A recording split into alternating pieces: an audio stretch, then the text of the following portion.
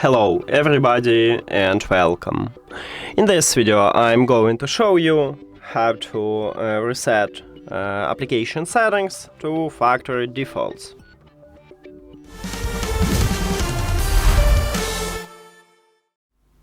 You have to start by open QCY application.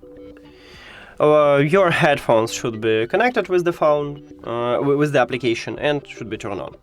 And now, let me change default preset to, let's say, pub mod to, okay, we can use transparency with local boosted.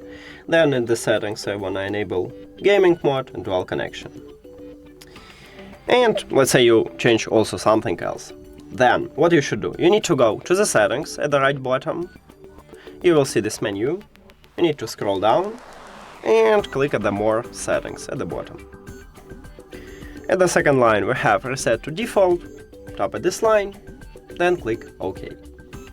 After that we can go back, and now as you can see these headphones should reconnect with the application, and now we have it. So let's check sound, and as you can see we have a default preset. Also we do not use vocal boost at the transparency, and dual connection and gaming mode disabled. So that's it. Thank you for watching this video. If you found it helpful, please consider subscribing to channel and leave the like on the video. See you later!